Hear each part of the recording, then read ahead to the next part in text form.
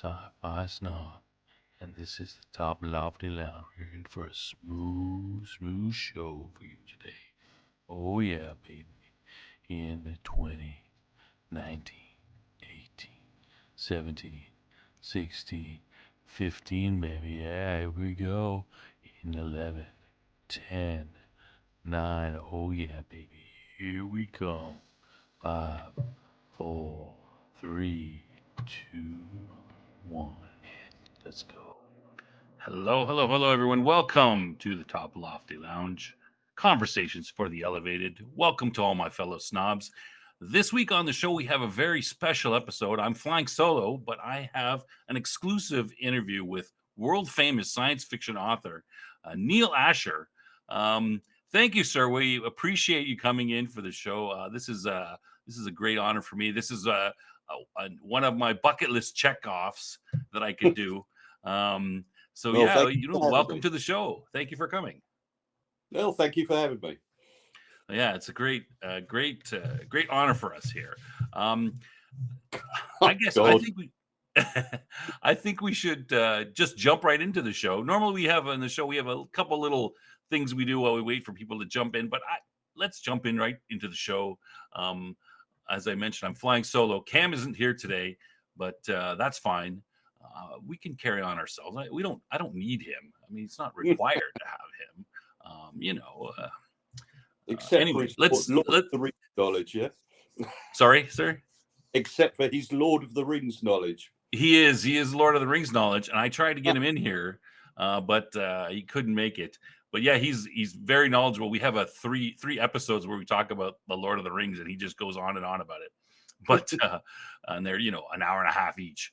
But yeah, and you were a big fan of Lord of the Rings. I think you mentioned that it got you started into reading. Is that correct? Or Well, no. I mean, that didn't start me into reading. I read an awful lot of books that my parents had in their house. I think some of the first science fiction was really old stuff, like John Wyndham, Day the Triffids guy, yeah. Yeah. John Limington. Was it the guy that did The Drowned World? Can't remember his name anyway. Also, E.C. Tubb books, Doomarest Saga. Right. So those were kind of your. Those were the start off ones. Where I got into Tolkien was the first time my mother took me to a library. I remembered a story a school teacher was reading to the class I was in, and that was The Hobbit. And I said, "Is there anything like that here that I could read?" So she directed me to the relevant shelf, and I picked up a copy of The Two Towers, the second book of Lord of the Rings, and that's where I started off with Lord of the Rings. So is that your start of because your books are kind of like sort of epic in scope? Is that where you got that that sort of style from, or is it just? Oh, who knows where it comes from? I mean, we're talking for that. We're talking that's like 50 years of reading ago. So Yeah. I mean, other books at that time were my mother was a school teacher, and the books that she read quite often to her classes there were the C.S. Lewis books, Narnia and so forth. The Lion, the Witch, and the Wardrobe, and all the other ones. So I read all those as well. Then I kind of took up with the fantasy and science fiction. I mean, it was my preferred thing. I can remember looking. I was one time I was reading some books from my brother, who was into Louis L'Amour, cowboy books. Right. And I was sorting through his box of cowboy books, just to see what else I wanted to read there, because I'd read a few of them. And in there, I found a copy of Edgar Rice Burroughs' Princess of Mars. Right. And John I Carter. looked at the cover of that, and that was it. I was sold. Yeah.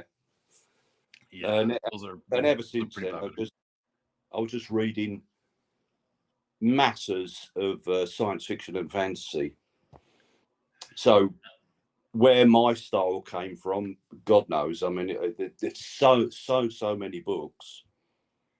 I used to there was a secondhand bookshop in my local town, and what I used to do was I used to read through science fiction and fantasy books that I found in the library, and I'd kind of run out of those. But then I would go down to this secondhand bookshop, and it was huge. It was called All Books, and it was a house just filled with books. Yeah, and I'd go in there, and every now and again I'd come out with a carrier bag full of science fiction and fantasy books, and that would be all the quite often it would be the old ones like Asimov, Clarke, name any of them, you know, of the writers of the 50s, 60s, that kind of era. So there's an awful lot of that I read as well.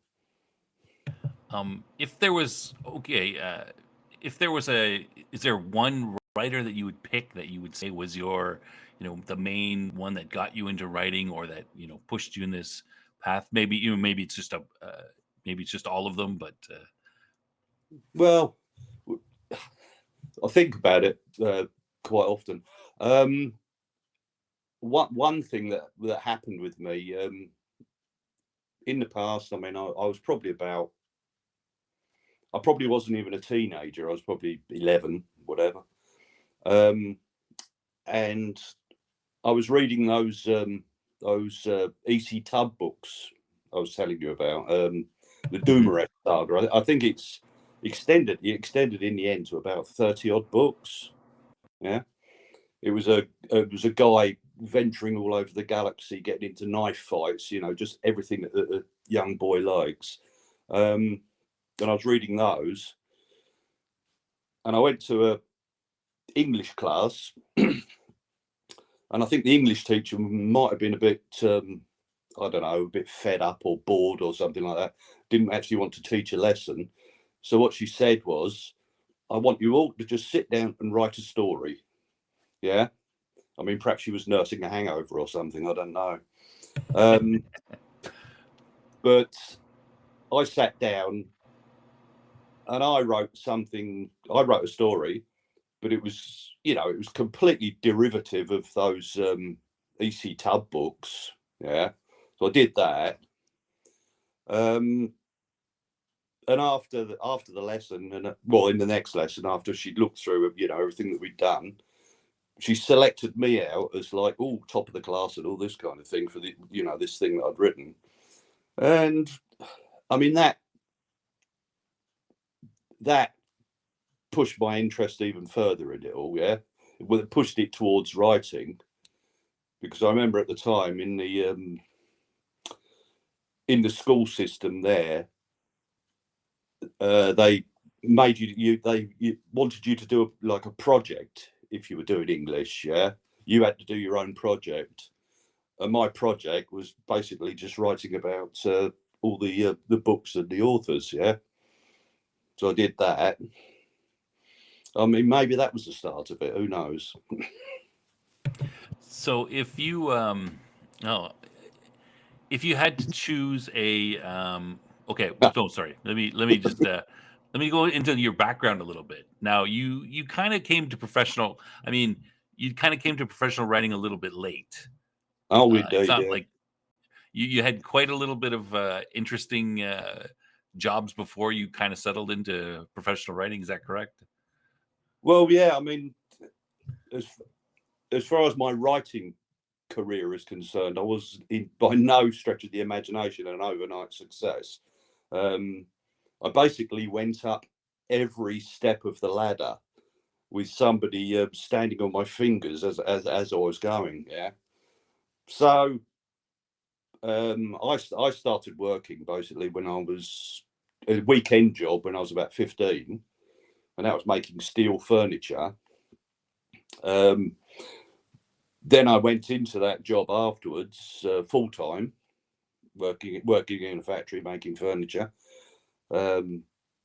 Moved on to, well, it was other factory jobs. I mean, the next one was boat windows and double glazing, where I was primarily working on a milling machine. And I took an engineering course at about that time, and like a 3-year engineering course. It was mechanical and production engineering. Yeah. And then I got higher jobs in that world. Actually, working with some of the first robots, if you like, which are NC milling machines and lathes, which are numerical control. Yeah. And then they used to run on punched tape. Yeah. And then I was working on one machine which is like had its first like computer in it, if you like, and I would, at one time I programmed that. So I was working lots of like engineering jobs, but I'm at the start when I was a teenager, I had lots and lots of different interests. Yeah, I liked physics, chemistry, electronics, biology. I did art, all sorts of things like that, and writing was just one of those. Yeah. So I was working through the working world, and I got all my interests, and then round about my early 20s, I thought to myself, if I want to be a success at something, do something well, I've got to concentrate on one thing. Yeah. I can't be like 1 minute looking down a microscope and the next minute trying to put together a bloody laser or something. Yeah. And I thought, well, with my qualifications, there's no way I'm going to be able to get myself into a, I don't know, end up being a biologist or a physicist or anything like that. So I decided to concentrate on writing because it's incorporated all my other interests, if you see what I mean. Yeah, Yeah, especially, especially science especially fiction. yeah, Yeah, yeah, can be very helpful. yeah. So I started on that. I mean, we're talking a long time ago now, because my perception of being a writer is that, like, a writer writes with a fountain pen, yeah, and types on a typewriter, which is what I did initially. I mean, we're talking about a time when, computers weren't there yet. I mean, one thing that illustrates it was when I first wrote with a fountain pen, writing my stories. I was going to do, whatever. I was writing on printout paper from a computer on the blank side of this printout paper, which came from my father's college, where they only had one computer, and that ran on like punch cards. So I wrote on that computer paper, and I actually wrote a fantasy trilogy and the first book of a second trilogy. Yeah. I typed up the first book, and this was typing, having to use Tipex paper to correct a letter at a time, or Tipex paint to paint out letters, to make corrections. Right, right. That's I guess in North America that would be like liquid paper. Yeah, we would call Yeah, it. well, yeah, Right. Yeah. yeah, that's what it was called here, Tipex. But also doing actual real um, cutting. I'm going to put it in the right order: cutting, pasting, and copying. Yeah, whereby I would have a too many mistakes on a page, but one paragraph that was good. We actually cut it out, glued it onto another sheet of paper, continued typing, and then copied that page, to get a clean copy. Which, like a Xerox machine, do it. Yeah, yeah. had to go to the local library for that and pay 10p, for one copy. Yeah, so I did all that, and also at the time, because obviously no internet, I was learning about the writing business and what you have to do and all this sort of thing. Like at the time, if you wanted to submit something to a publisher, well, first off, you had to go and buy a Writers and Artists Yearbook or the Writer's Handbook. And that gave the addresses of the publishers and what kind of stuff they took. Yeah. So then what you sent to them was like a sample chapter, a synopsis of the book, a covering letter, and return postage. Yeah. So I started doing that, and I did that for quite a while. This is about, you said mid-20s, so this is probably the mid-1980s. Yes. Around there. Early 80s with the fantasy. Yeah. Right. Yeah. When would you say that you became a professional writer? I guess in that you didn't need to do anything else. You could just focus on. Well, that was not until 2002. When Gridlink came, like about the time of Gridlink came out. Yeah. 2000. Well, I'll go through the little bit, the bit previously, because there's quite a lot involved there.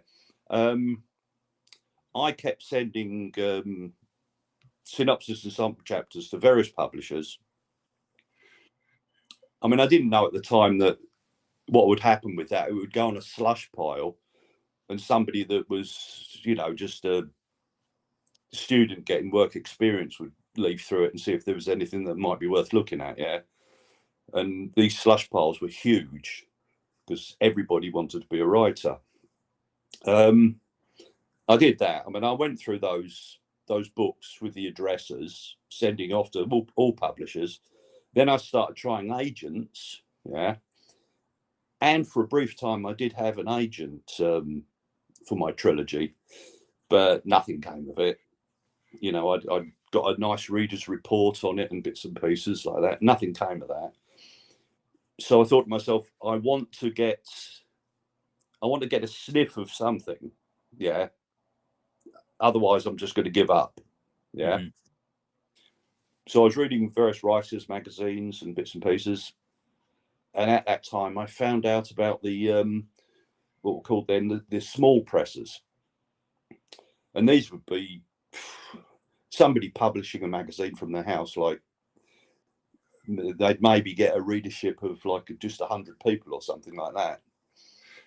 And it was mainly short stories. Right. So I concentrated on short stories, and I started sending off to these small presses. Yeah. Same thing, rejection letters. What I ended up doing was like writing just as a excuse, I don't know, do you allow swearing on here? Yeah, we're okay. We try to keep it clean, but occasional things. All right, or comes out. We don't mind. Just as a bugger off to these people that rejected me, I was writing short stories on the backs of the rejection letters. So I was doing that. That's good. The first story where I got an acceptance, and I was like, oh my God, yeah. I got a letter later on saying that the magazine had closed down, so that didn't happen. Oh. Continued like that for a while. Then I started to get stories accepted in various different magazines. I mean, this is part of the learning curve. And out of the blue one was a publish. Oh, just take a little side road here. Another thing that I did at the time which helped my writing quite a lot, is I joined a thing called a writer's folio. Have you heard of that?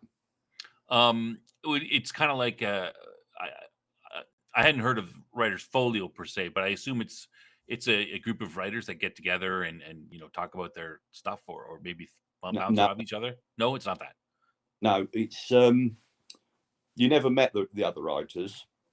What it was you joined it, and you received well, first, if it's like, let's say, starting from zero, a list of authors, big old envelope, and what you did is you put your a piece of a short story, maybe a chapter of a book, into the letter, yeah, and then you posted it off to the next person on the address, yeah. Kind of like a chain letter. Yeah, so that person stories. criticised your work, put a written criticism in there, then put his piece in there. And so it went all the way round. And when it got back to you, you had a load of pieces from other writers that you had to criticise, but then you'd got a number of criticisms from all the other writers. Right. And thereby you learned, yeah? And I was in that for like 10 years, yeah? With that just going round and round. But out of that, I'd written a novella. The title at the time was called To Die But Once. But then I saw this advert in a writer's magazine, and it was for a publisher called Club 199. And what they were trying to do was they wanted to do small books to sell in airports. Yeah. And they wanted novellas. So I sent a novella off, and they phoned me up. They accepted it. I fell on the floor. It was amazing. At that time, it was £1,000, which was pretty damn good. Yeah. In the 80s. But again, this was a company. It fell foul of something called the Net Book Agreement, and I'm not sure how that worked out, why it happened like that, but whatever. That was another one that went bankrupt. Yeah.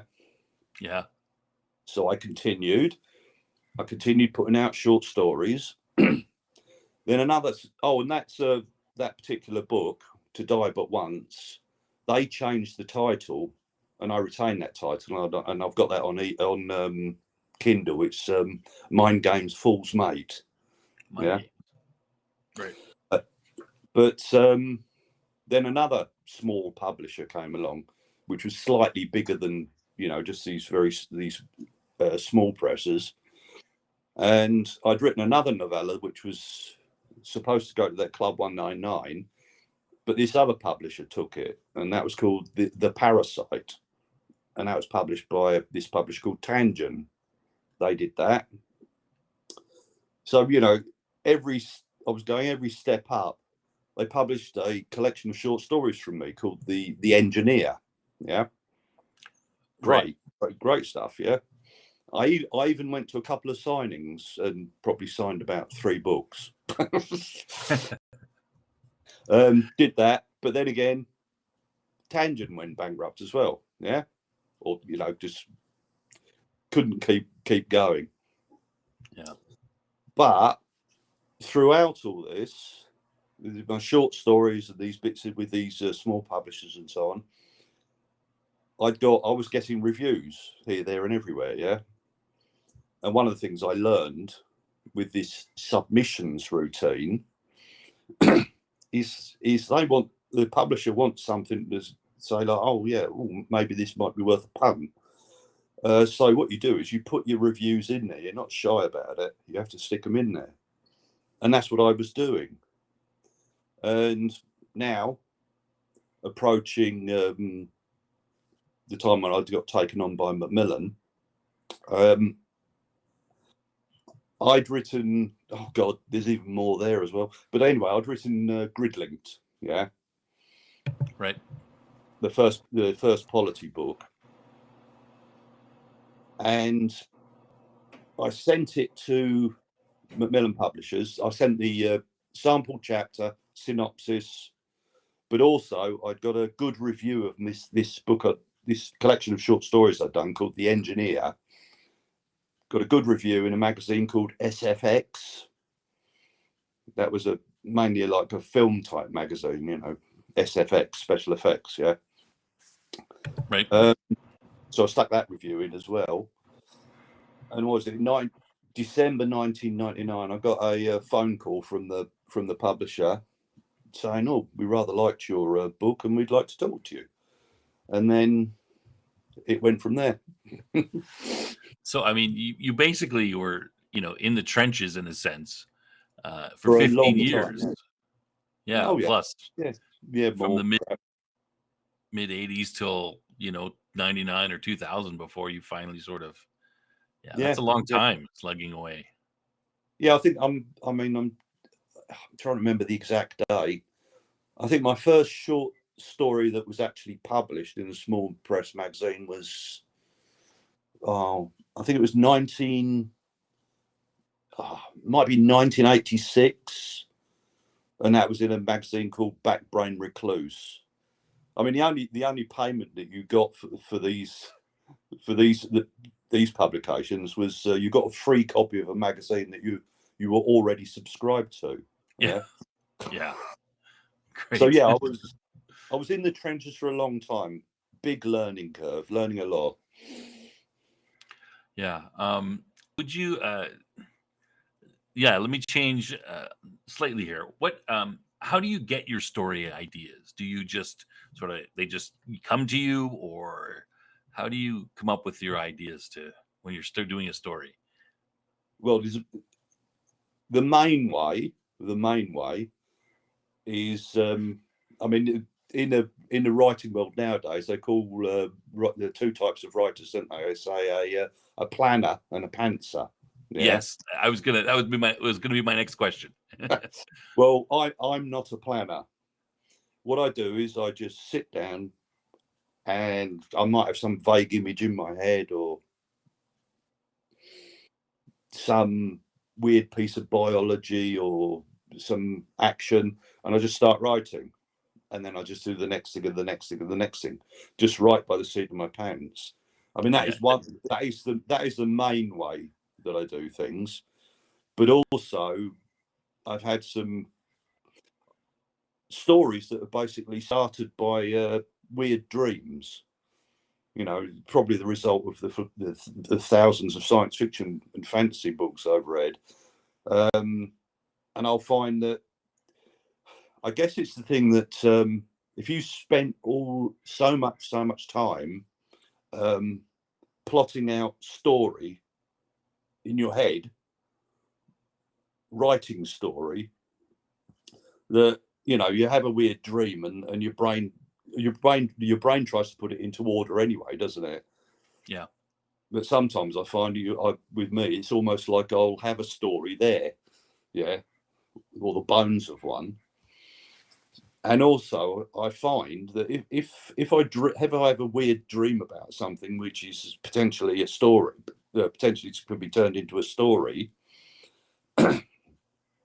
my feeling of writing it is better. It's like I'm more in the groove straight away.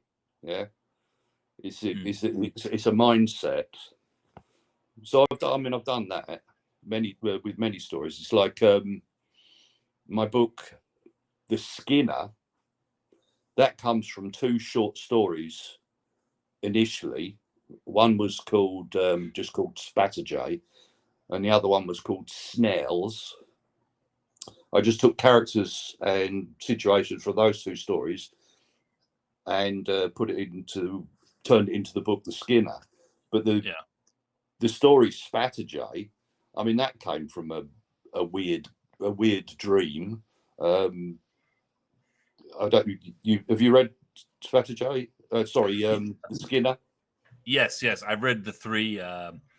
Okay. I've read the all three of the of that series, and I was going to mention that is a very, I read a lot of science fiction as well, and of the science fiction tropes, that one is very unusual. people who are slowly I'm not taken over, but their biology is sort of subsumed by something else. It works the same, but they are now effectively immortal if they live on the planet. Like, that's a very unusual idea. Yeah. But yeah, go ahead.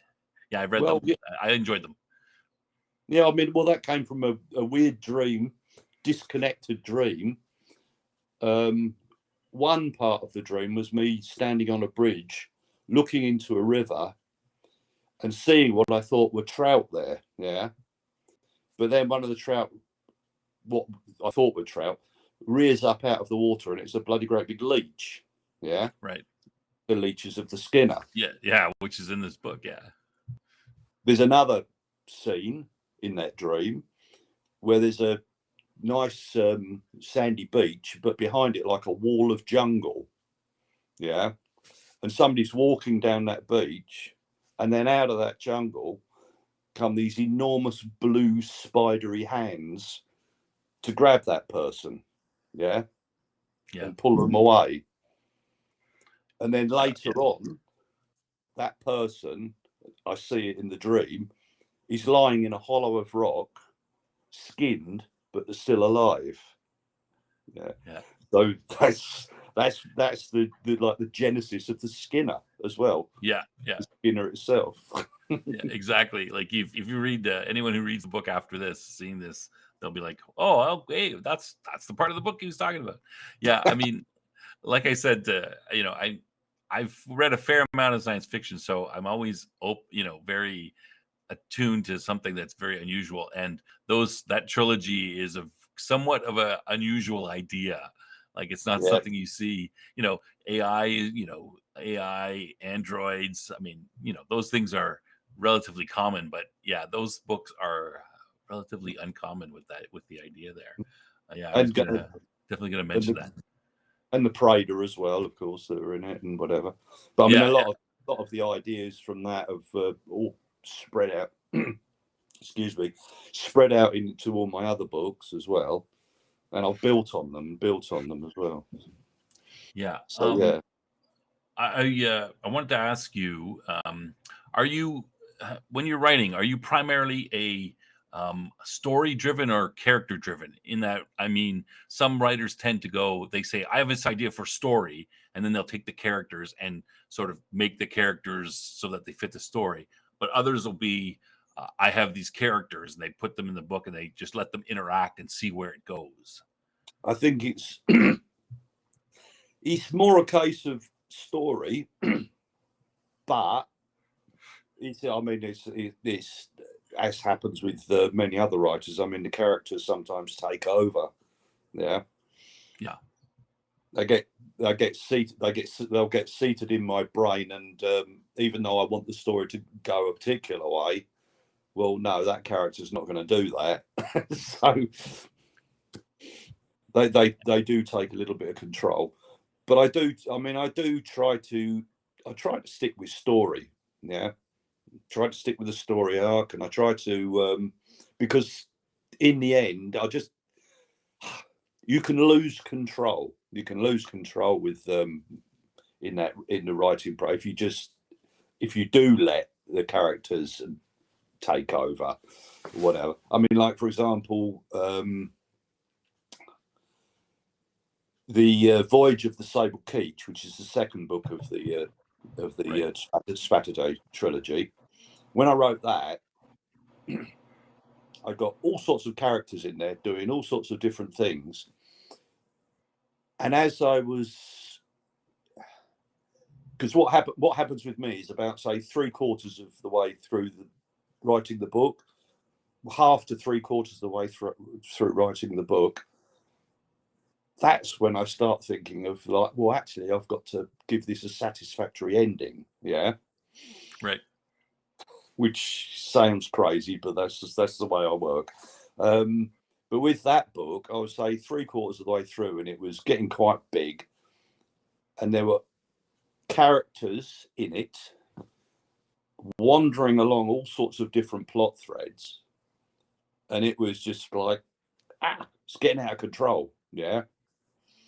And what I had to do in the end was go back through the entire thing, strip out, if you like, plot threads or character threads, because that's generally how I write. I write from a one character's perspective, different characters' perspectives, yeah, as I go through the books. I had to strip out characters, and also where what the character is doing, or what say two characters were doing, is necessary for the story, but it was not necessary to have two characters. I actually combined them into just made them one person. Yeah. Right. So I really had to hack that about and change things so that I could bring all the threads to a satisfactory conclusion.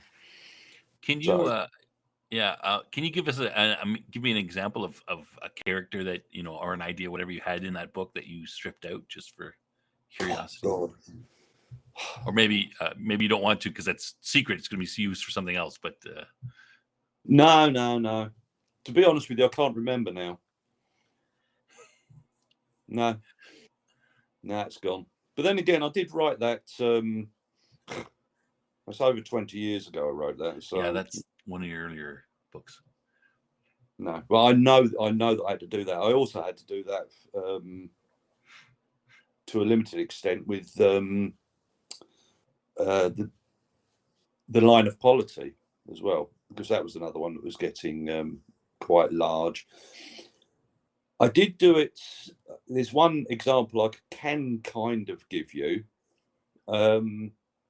in later books, and I don't know if you read it. And I think it was Dark Intelligence. There was not so much character, a scene set on a particular world that was in that book, and it basically the whole thing had strayed off too much. It wasn't really relevant to where I needed to take the book. Well, I pulled that one out, and what I do with these things is I stick them into a file called bits SF, yeah, and I just put them to one side. Right. But also, I'll go back to them. You know, if I'm just give me a key into something like doing a short story, yeah. Well, the chunk that I pulled out of that book, I picked it up again and I did turn it into a short story, and it was called The Other Gun, and it was published in Asimov's. Right.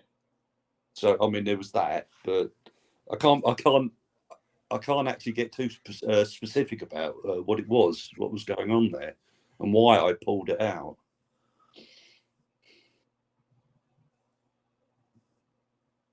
Anyway. Okay, let me ask you a little bit about your universe. I'm gonna put up this slide here while we're talking about it, and just so that the the readers, the watchers get an idea of your books, and where to, if they're interested in when they were written, etc. So what did you come about the idea of your universe? What is it? Is it just sort of organically come about, or? Well, it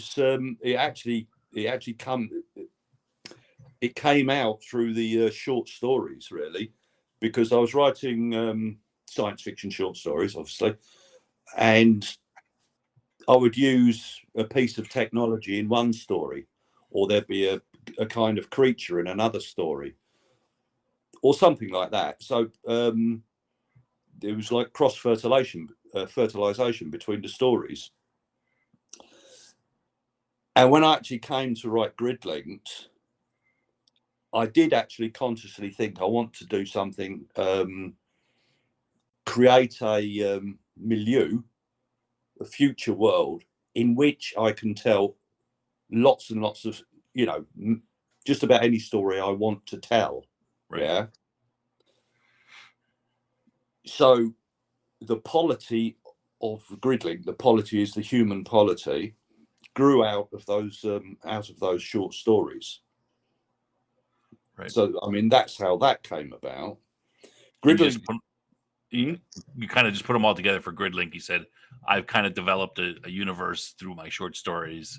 I'm just going to say and carry on with, But then I did a seat of the pants story, but obviously incorporating all the bits and pieces from the previous books.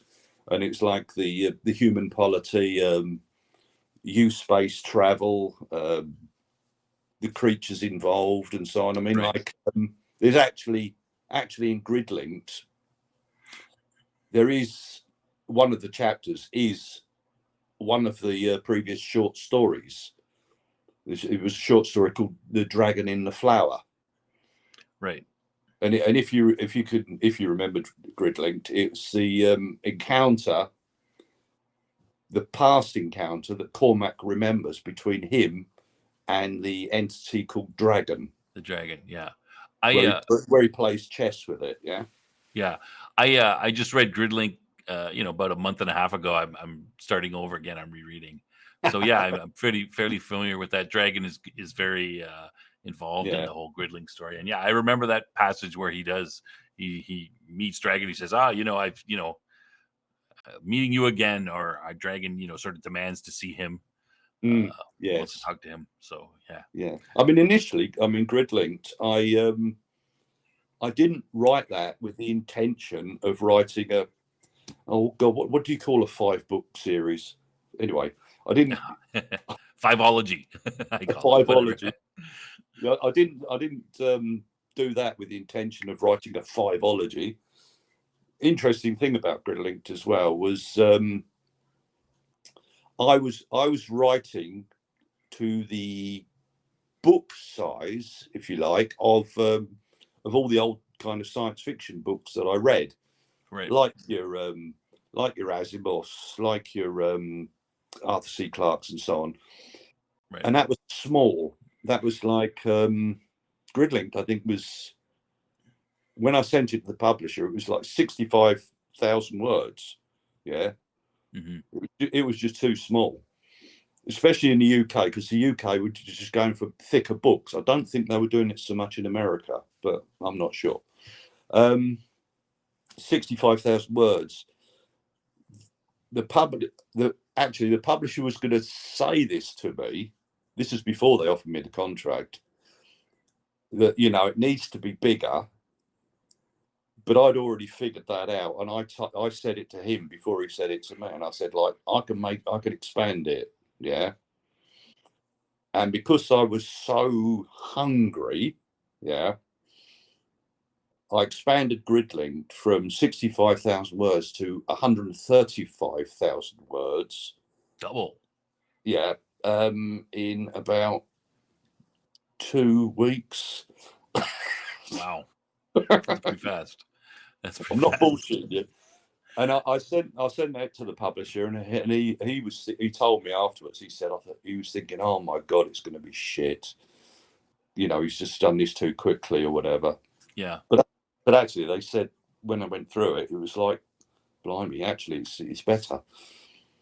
The bit I just for interest for you, the bit that the expansion of Gridlinked was the bad guys plot line. Yeah.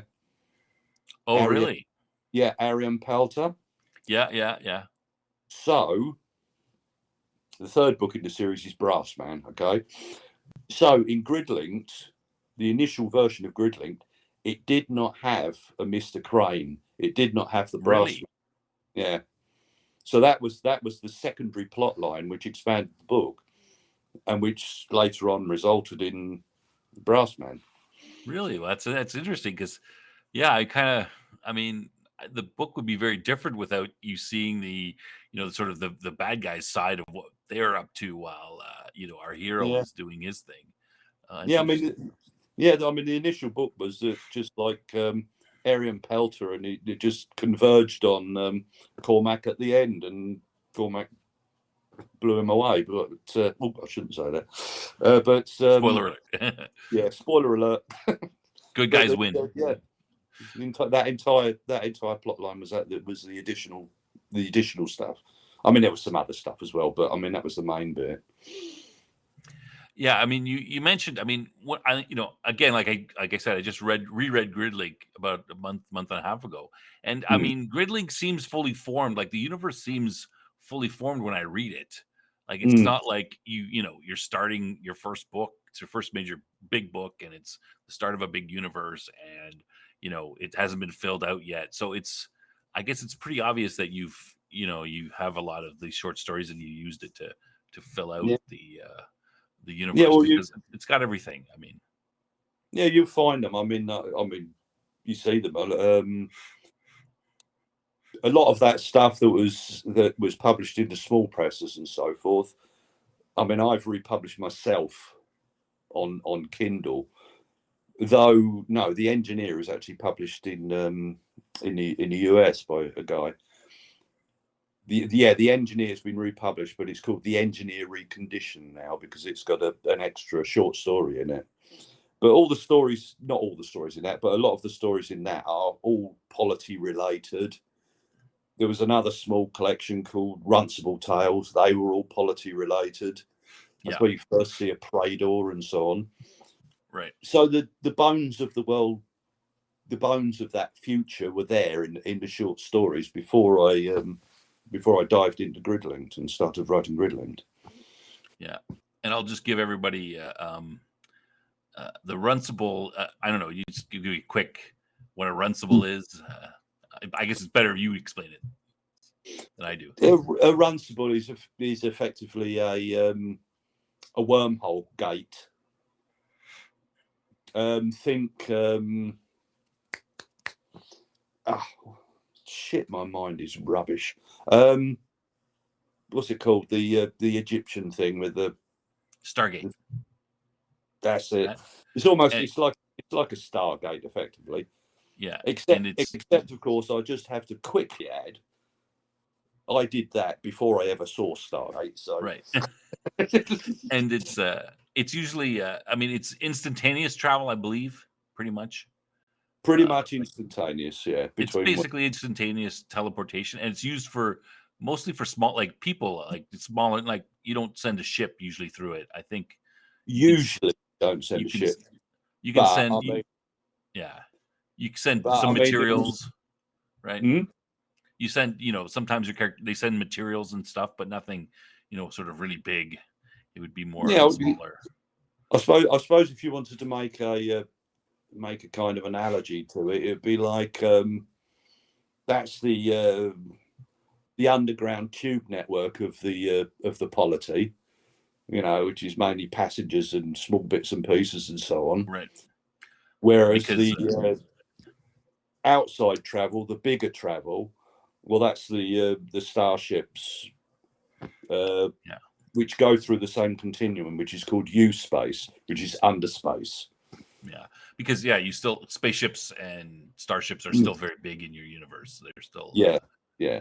But often. I mean, also, when I was writing this series, I got contacted by Nightshade Books. Do you remember them?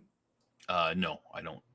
All right, okay. I mean, that was a publisher in America, and they said, "Could you write something for us?" Yeah. So probably between Gridlinked. Oh, the thing is, I didn't write Gridlinked and then the Line of Polity and then Brassband, and then I didn't write them like that. The first one that I wrote was Gridlinked, yeah, for the big publisher. The second one I wrote was the Skinner, yeah. Right. Then I wrote Line of Polity. Then I wrote, I think it was the time travel one, Cal, yeah. Then I wrote Brassman. Then I wrote Voyage of the Cyber. It was like that. You're Uh, kind of spreading out, and yeah, but and also, hmm? Gridlink takes within your universe. It spans about I don't know 600 or 700 years. Is that correct? Like about 2400 for Gridlinked Yeah, is like, and then about the year 3000 is the Spatterjay series. The yes, yeah. So But you're what, jumping what back and forth as you're writing. Yeah. yeah. I mean, what I was going to say is this publisher America, Nightshade Books.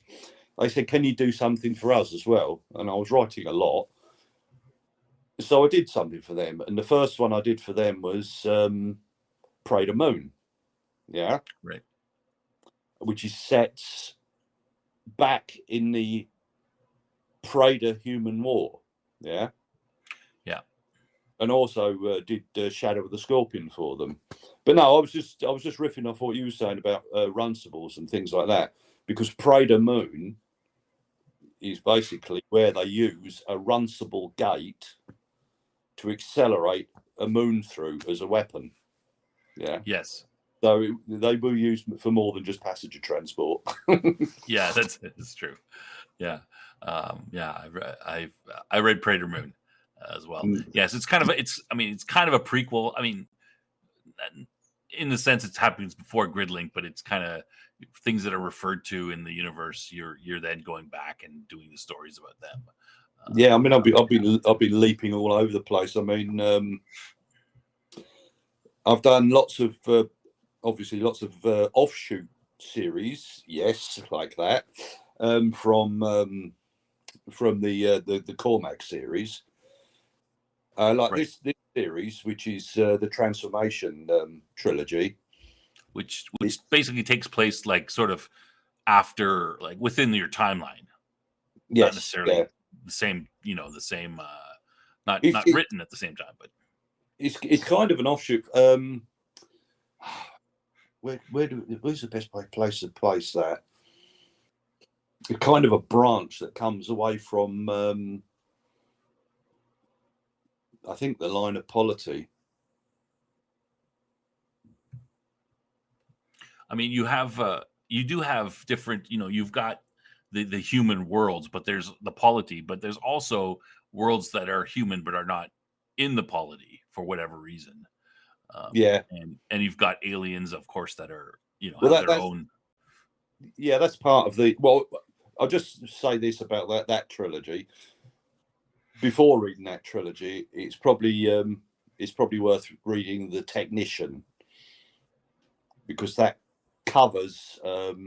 Yes, it was from. Sorry, it was from the line of polity. The line of polity was set on the planet Masada, yeah, where Right. you have the gabble ducks and all this sort of thing, and an offshoot from that was The Technician, which was set on that same world. And in The Technician, you had this not creature, artificial intelligence called Pennyroyal, yeah. Right. And then Pennyroyal is the dark intelligence of the title with the first book of the next trilogy of that trilogy. Yeah, I'm reading the line of polity right now, and I read it before. Like I'm trying going back, Mhm. but then I did read part of Dark. Like I was jumping around with your stuff, which is why I'm going back to the beginning and reading it all over again. And I read, Dark Intelligence. And I'm like, hey, this is, I'm like, this is referring back to, I think, yeah, the same. I'm like, I don't know, am I missing pieces? I'm gonna go back and reread everything from, start Yeah. at the beginning, Well, because I was jumping around. So. well, that's what I'd suggest. Like, finish the Cormac series, and then the next book to read will be The Technician, and then you can go into the dark intelligence, War Factory, and Infinity Engine.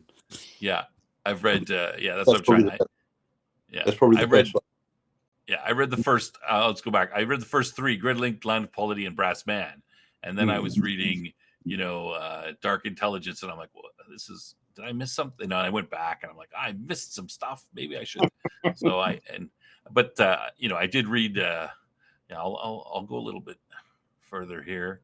Yeah, I haven't. I don't think I've read any of the Rise of Jane series, though I have been exposed to Jane. I've been exposed to your Jane technology in another book. Is it from Praetor Moon that Jane is mentioned? I'm trying to remember. Oh God. I don't want to put you too much on the spot. Anyway, give us a little bit about the Jane, how they, what they are, how they fit into your. Well, in the polity, it's just there aren't that many there aren't really any alien races, but there's dead alien races. Right, and the Jain are one of those. Yeah, three. There's three of them. Yeah. One is not actually dead as such, because that's the gabbleducks of Masada. Yeah, they are the kind of, what they did was they basically committed mental suicide. Yeah. Right. They devolved themselves. Yeah, they were devolved themselves. Yeah, they were the race called the Athata. In actual fact, the reasoning for them committing this kind of racial suicide is Jain technology. Now, this previous race, this race called the Jain, which was like 5 million years in the past, almost the essence of evil, totally warlike, totally just destroy anything, any other race, and also fighting amongst themselves and so on. But what they created was their technology is it was weaponized completely, like from the macro scale right down to the picoscopic level. Yeah, it's weaponized, and it's basically a civilization destroying technology. It sequesters technology and intelligent entities, takes control, and just basically leads to total destruction. And the Athata, who became the Gabbleducks, what they did was they went through many cycles of dealing with the Jain technology and all the horrors involved in that. And they made the decision, if you like, that the best way to avoid it was to not be an intelligent species. So Jain technology, it ignores you if you're not intelligent. Yeah, and it's scattered here, there, and everywhere, and it's very dangerous. Yeah. So it yeah, sort of comes out. It comes out in some of your books, just sort of like, yeah, somebody finds something and then it's like, uh-oh. But it also, I mean, I don't know if you've come across it already, but it also relates to the Spatterjay virus in the Skinner. Did you know that about that? Well, you have to refresh my memory. I'm gonna flip to that since we're talking about that. You have to refresh my memory. Oh, it's not. I think I mean I have read them all, but oh yeah, it does actually come into Orbis, but no, it's the Spatterjay virus. The reason it actually can turn people immortal, and that it's it turns people immortal because it makes them as a reusable food resource for the leechers. Right. But it also changes them. It can change them, and it can store the genomes from all sorts of different creatures and use that to actually change them. Well, the reason that it does that it can do that, is that this is going to sound a bit way out there. The reason that it can do that is that millions of years in the past, a Jain squad, a squad of Jain soldiers, if you like, fleeing conflict, whatever, we don't know, hid on Spatterjay. They didn't hide by going under a rock or getting in a cave or anything like that. They basically took themselves apart and they hid in the most prevalent virus on that world. So you have a squad of Jain soldiers in the Spatterjay virus. Yeah. Yeah, and the Spatterjay virus is the one thing that changes everything into. Yeah, and what that is the way it can change people, make people monstrous if they don't control it, is essentially that squad of Jain soldiers trying to get out. Yeah. But they can't because evolution and various changes and so on have trapped them in the virus. So there you go. Yeah. Yeah, I mean, that was a good series. I said it's very interesting, a very unusual idea. I mean, you've got these, I mean, and the people, they can't really, I mean, humans are sort of new to the world, right? And they've been changed by it, and they have to maintain.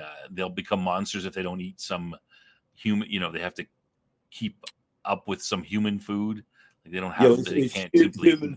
Yeah, it's human. Some human foods suppress the virus, and also the poison sprine as well, which is extracted Yes. from bile ducts of leeches. And they have to use that occasionally to keep themselves from going. Yeah. I don't know. Well, I guess you this. call it native.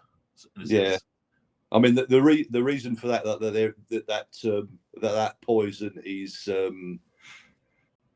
is possible, is available, if you like, is that the leeches grow enormous, and because most creatures on that world are practically immortal because of the virus in them, yeah, they when the leeches grow enormous, they want to be able to eat a creature, but the creature needs to die, yeah. So they have the poison sprine in their bile ducts, which actually kills the creature, so they can eat it. They can actually eat it. Otherwise, So the it's all world very would be. logical. Yeah, the world would be overrun with. Mm. You'd have to keep everything in check. Yeah. Yeah. I mean, your universe has so many.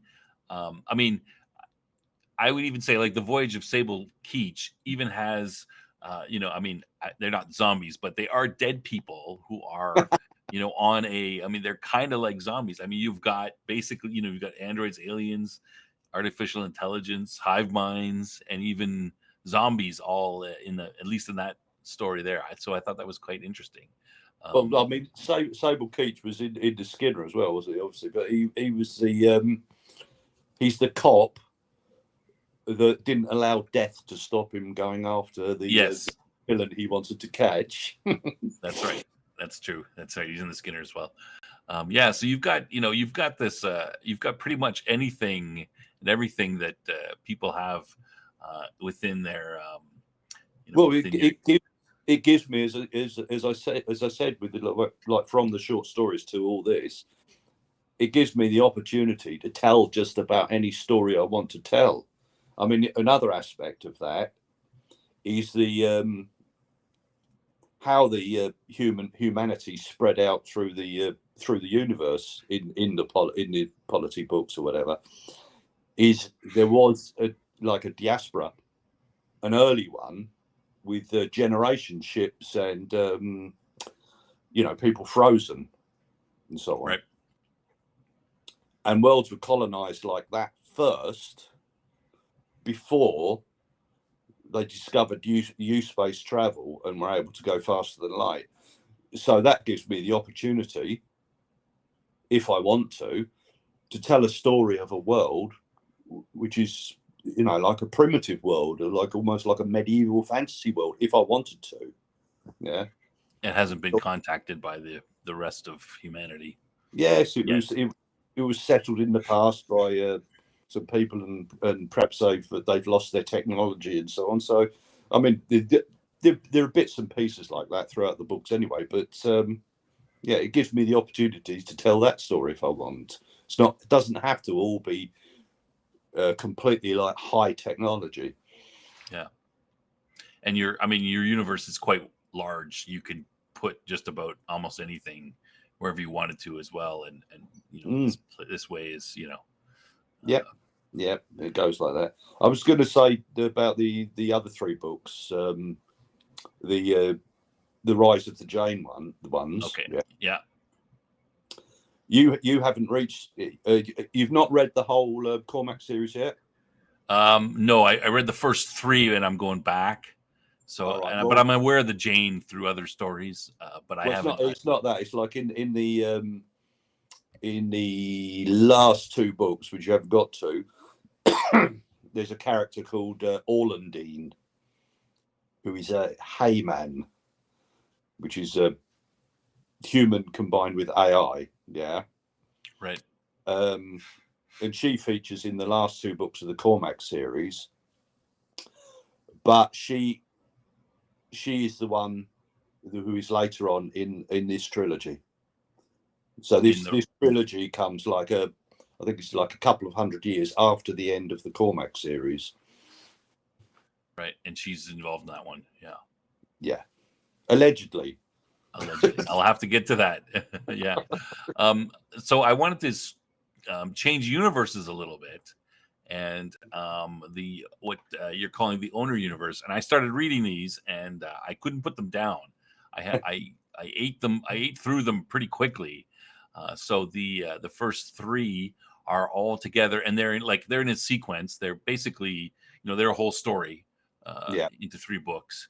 And then World Walkers is a little bit of a different story. So now, what about this? Now, this is one of the first questions I asked you on Twitter X, and you said no. I said, is this the owner universe? Is that the early part of the polity? Because it seems to be about, the technology level seems to be about sort of like a 2200 level, around there, maybe 2150, versus the polity starts around, like I said, about 2400 roughly. But well, I say no. It doesn't. It doesn't. It doesn't really fit with the polity.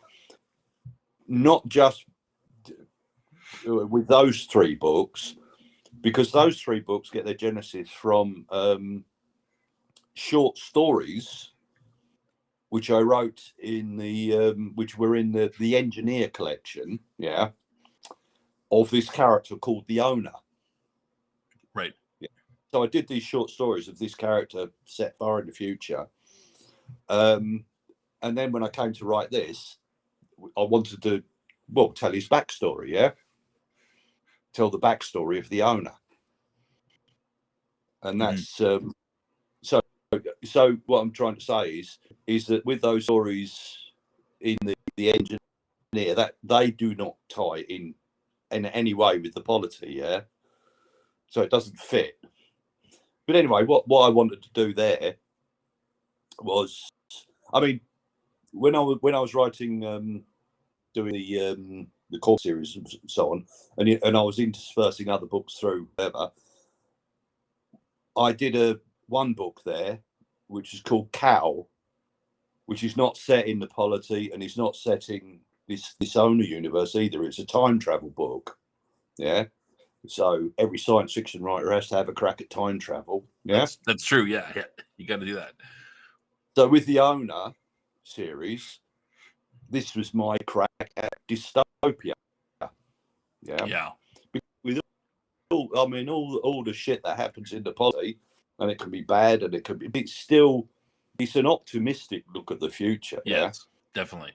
In its way, like humans are immortal. We've got massive technology. We're spreading out in the universe, and everything's hunky dory. Well, no, it's not hunky dory, but you know what I mean. No, it's definitely a positive view. Yeah, but with the owner series, I just wanted to do a dystopia, so I did, and it's basically, and people won't like this, but it's based on a globalized version of the EU, yeah, and complete and utter control of people. And now, I mean, it's funny for you it's funny for you to say that, because I didn't know this before, but when I read it, I was like, this is like the EU in 150 years supercharged, and I thought this is kind of disturbing. The kind of things that go on, and it was a little. I mean, I couldn't put it down. I kept reading everything, but it was a little bit like, kind of makes you think about what's going on now, and you're like, wow, this is not that far of a step between. At least that's what I thought, between what's been going on and what this could happen. And I mean, it's definitely a dystopia. There's not much. The government does not care about human life at all, pretty much. Not at all. You've got your everybody's chipped, of course. You have two classes of people, the SAs and the ZAs. I thought that was an interesting way of setting it up too. That was very well done. Societal assets, basically people that actually can do stuff and have got some sort of ability or whatever. So they're societal assets owned by society. And then you've got the ZAs, which would be nowadays would be the people on welfare and all this kind of thing, and they're just called the zero assets, and they live in just massive like tenements and just have a pretty shit life. Yeah, the government doesn't care about them because they're of no use to the government. That's it, and they're all controlled by the technologies like AI is there, razor birds. Oh, those are Yeah, flying birds with the razor wings and the reader guns, which is basically guns mounted up on lampposts. The reader aspect of it is that they can read the chip that is in the person's arm. Yeah, and if they're wrong, if they're in the wrong place, then bam. Yeah, it's just like I said. I mean, you wrote, like I said, I read this about 2 or 3 years ago, and I was like, "Is this this is happening almost?" I can see this, and then you, of course, wrote it 10, 15 years ago. You were writing these stories, so you look a little. It seems a little bit prophetic with what I'm, but still a little bit disturbing. Now, World Walkers is kind of different, though. It's takes place slightly before this, but it's kind of a different. I guess it's a little more hopeful. I think maybe. Yeah, well, it's set in the kind of set in the universe, but then again, like Cal, I did my time travel. The Owner series, I did my dystopia.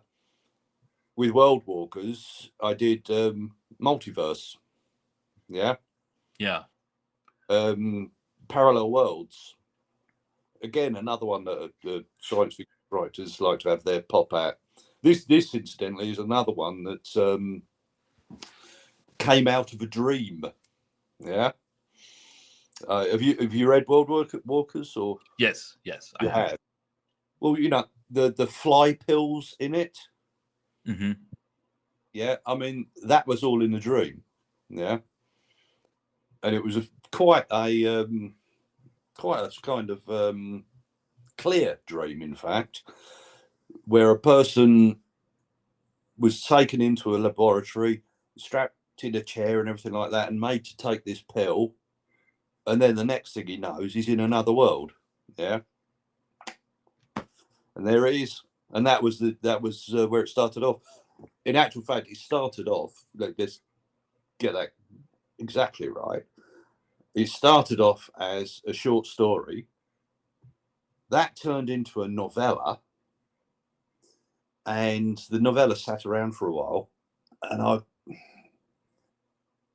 it was too big a subject for a novella. Yeah, in the novella I was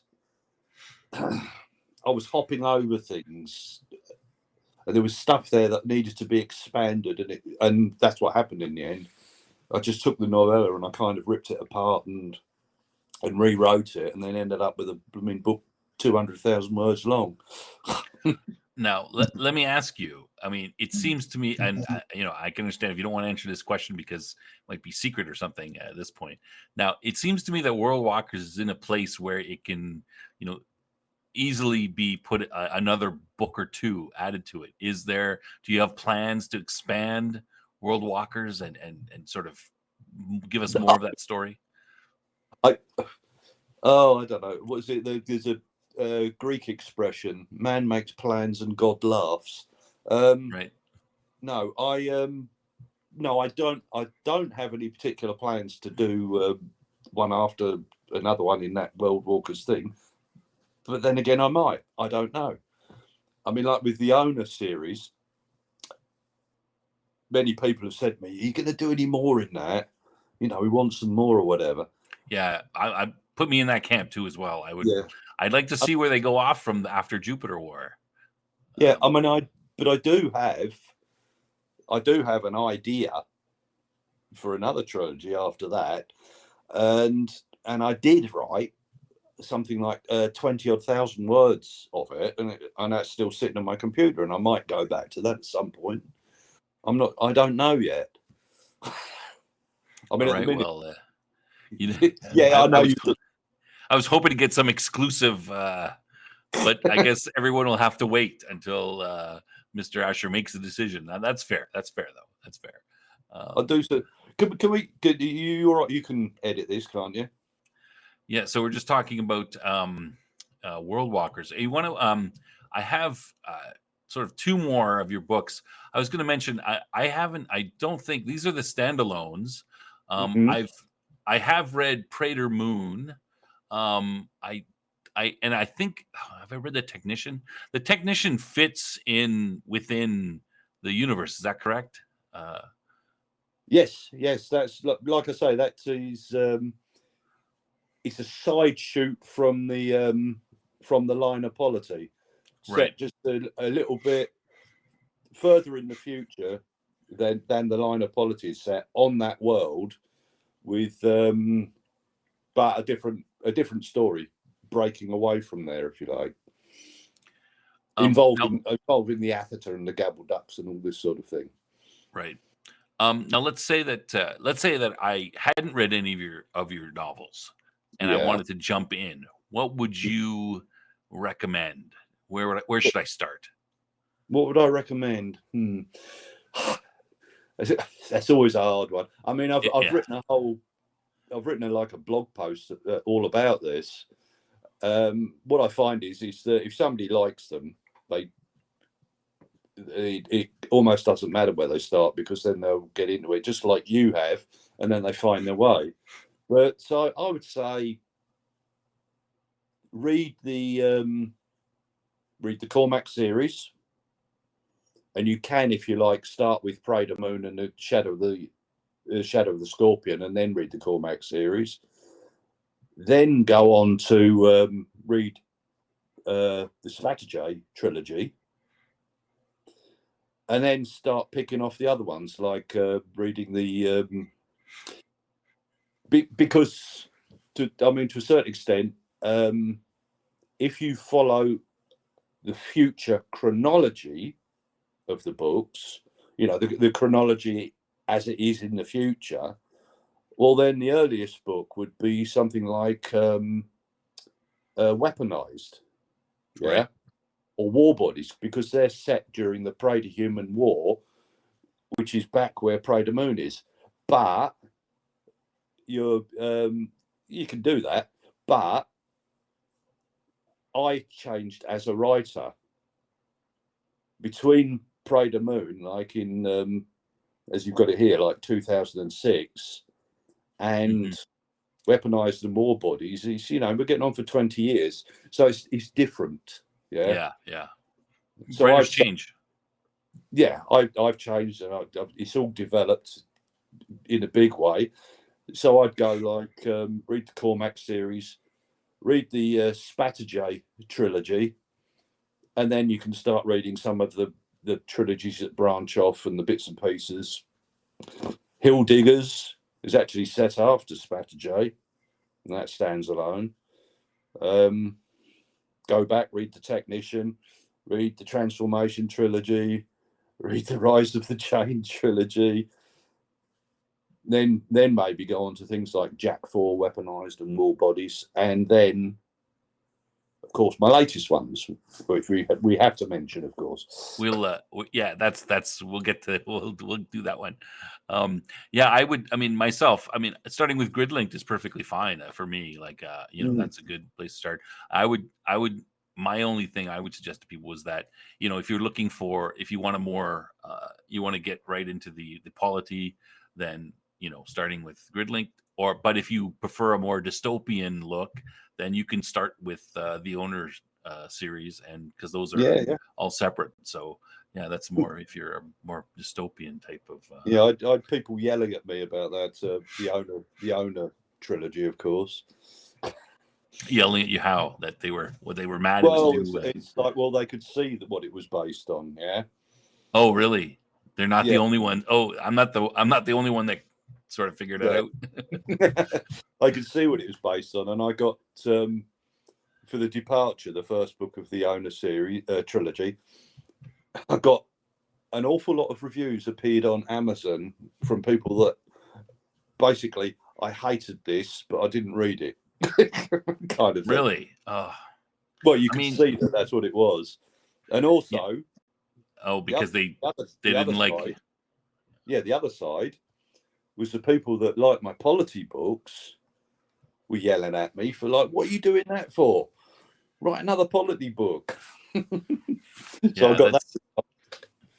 I mean, I think part of what science fiction does is warns us about the future and what might happen and those kind of things. So I mean, it's perfectly good to mention, hey, this can happen, or however, yeah. I mean, another reason, another kind of reason that I did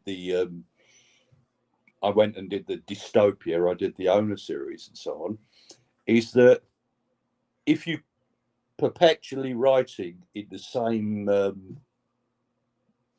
kind of world, the same kind of stories, if you like, well, they're not that the same, but whatever, you get stale.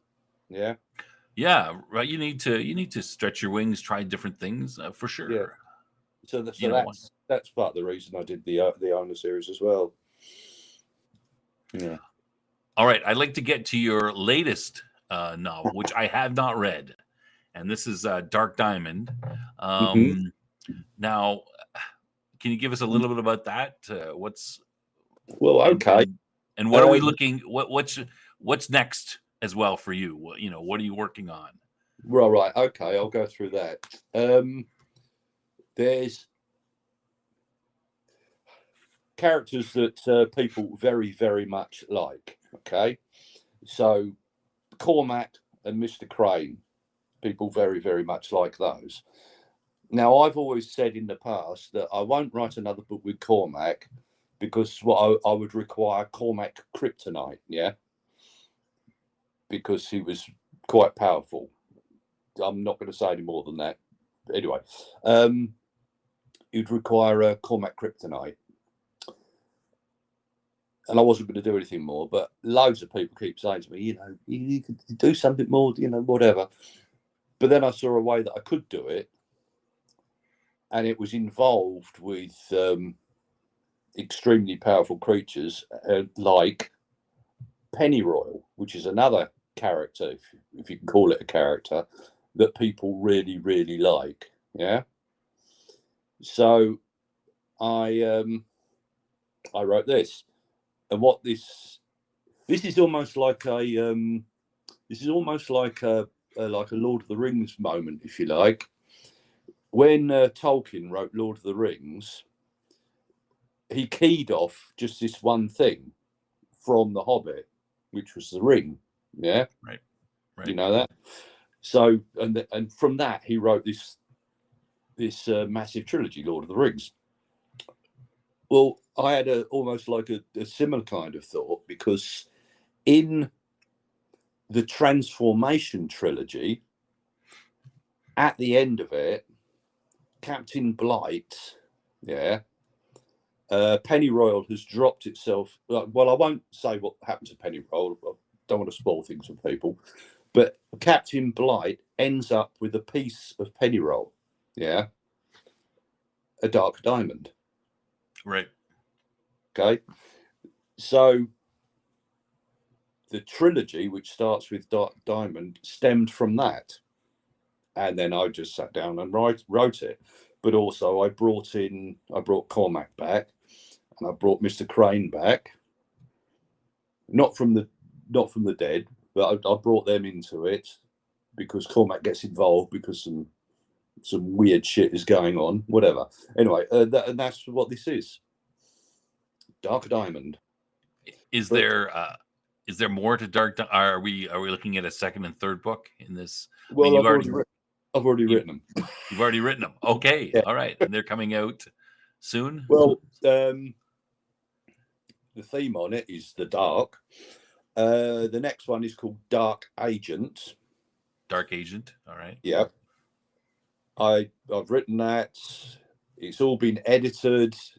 It's basically at the very end of like editing now. I've just got to look through the final draft of it, if you like, which I'm not going to do, because there's a point when you're editing and doing all this sort of stuff where you you hate the book. Yeah, you've gone through it so many times that it's sort of, you're almost repelled by it. Yeah, I can imagine. So yeah, so Dark Agent is coming out in I think it's May the 14th. Yes, May the 14th. I've written the third and final book of the trilogy. That is only to first draft, so I've got to do a lot more work on that. But that is called Dark Horizon, and then that's that trilogy completed. Yeah, what I've done with that is, I mean, it's another thing in the writing process. My writing process, I'll write something to first draft, and then I just want to put it to one side somewhere. Yeah. And forget about it. Yeah, and then come back to it at least a little bit fresher to see what I think of it. Yeah, because you can get so deeply into it that you're just not seeing things. Yeah, so it's good to take a step back. Right. So that's all going on at the moment, and I will probably start editing Dark Horizon next year, towards the end of next year. At present, what I'm doing is I've gone back to trying to write short stories, but in fact, I don't write short stories anymore. They always get longer. Yeah. So I've written about, I think thus far, about 4 or 5 novellas. No, it's more than that. It's 6 novellas. And one novella I started on, and that grew into telling. And now that's another book. You want to tell us anything about that? Or is that you're keeping that close to your chest for now? Well, I mean, it's another one. It's set in the polity. I started telling a story, and I wanted to get one of the things, like when I wrote Jack 4. That was like a refreshing moment, if you like, because I'd done the Rise of the Jane trilogy, and that is real high technology in that. And I wanted to get back to something more like Spatterjay, which is biotech and set on a world. Right. Yeah, and a more There's not a lot of, like, the Spatterjay guy. The people there, they live. They sail on ships. Yeah. So I wanted to get back to something more like that, and that's what I did with Jack 4. Yeah. But this one that I've just done started out as a novella. Well, I set it was almost like a similar scenario to Jack 4. Like, it was just one character being dumped into a very, very shitty situation on a very bad world, and with very, very weird biology, which involves, you guessed it, Jane technology. And that just took off in the telling. That was it involves transformations and baddies, and, well, it will be satisfying. So that's what we might see after all the 3 books of Time Shadow come out. We might see something involved in that way. Right on. Well, yeah, well, definitely, yeah. I mean, that's another one that's doing like first draft, and I've just left it, and now at the minute I'm just completing another novella, which is an odd one, but anyway, I'm doing that, and then I'll just do the next thing again. I mean, I guess within a week or so, couple of weeks maybe, I'll be sitting looking at a blank page again and thinking, like, okay, what now? Yeah. Okay. One more. I just want to, we appreciate your time, and we've kept you over an hour and a half now. but I just have sort of one more It's sort of not a series. problem. Yeah, we appreciate it. One more series of questions about, and then I'll let you go. You did. This is related to your books being converted to TV and movies, and I'll say that you have Love, Death, and Robots. You've got three. I think three of your stories were put into volume 2 and volume 3, and I've seen them all. I enjoyed them. I remember the first one from volume 2, Snow in the Desert. I watched that. I didn't know you had written it, and I'm like, wait a second, isn't this did Neal Asher write this? This is like, and then at the end I'm like, oh yeah, because it's a policy one. Yeah, because there's reference. I go, well, that's like sounds like the polity. What's going? I mean, and then and then I figured it out at the end. When they gave it away. But let me ask about. Is there anything in the works for any of your works being put into a TV movie type of situation other than Love, Death, and Robots? No, there's nothing else at the moment. Do you want to hear the story about how that came about with the Love, Death, and Robots? Sure. Okay. Well, this is like, I guess it's now 17, 18, 19 years ago, maybe. Something like that, quite a while ago.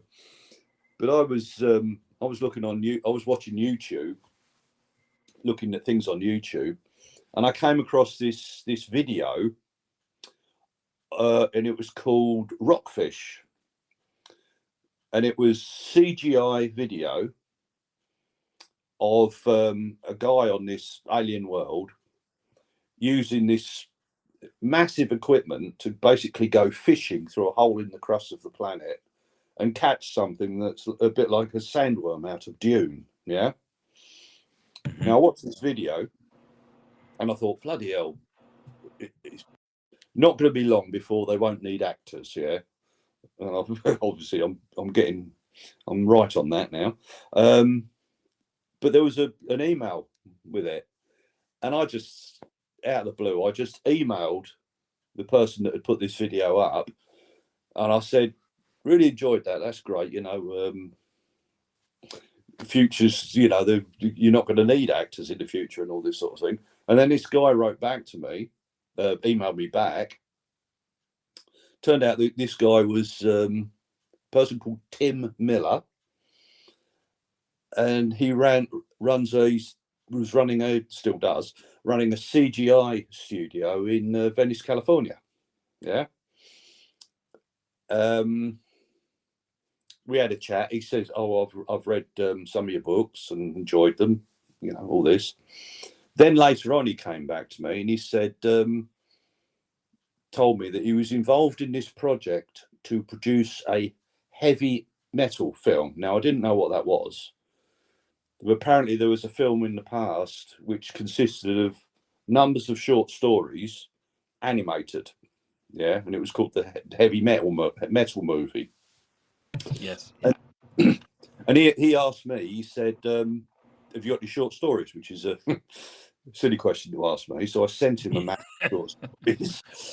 And what they were going to do, they were going to turn these number of my short stories into these short films for this heavy metal thing. He actually got me to write some short stories for him as well, specifically. Like one of them was a battle between elves and orcs based on Rorke's Drift. Yeah. So I wrote that as well. Oh, interesting. This was all going ahead, and apparently this movie was going to go to Paramount. Yeah. And I even saw artwork from it. Artwork from like Mason's Rats and, well, the ones that actually ended up in Love, Death and Robots. Saw artwork from it and so on. But apparently there was a bit of something went wrong between them and Paramount, and it wasn't.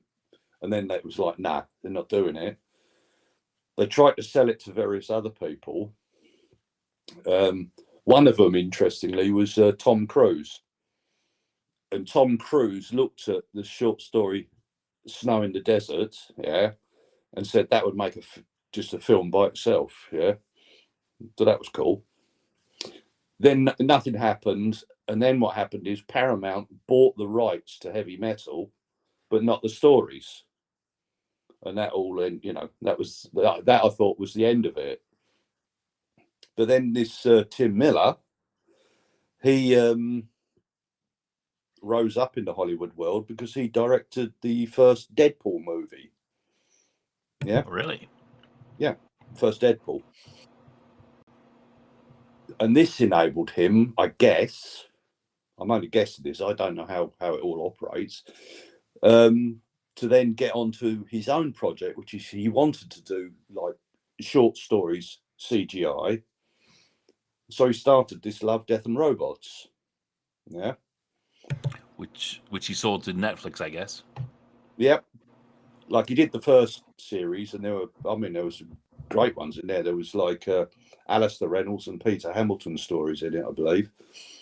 But he couldn't use my stories because America being litigious, he wasn't sure whether Paramount would try to make some claim on Love, Death and Robots because they used my stories. Yeah. Right. I don't know how that operates, but in the end, he sorted it out, and then they turned.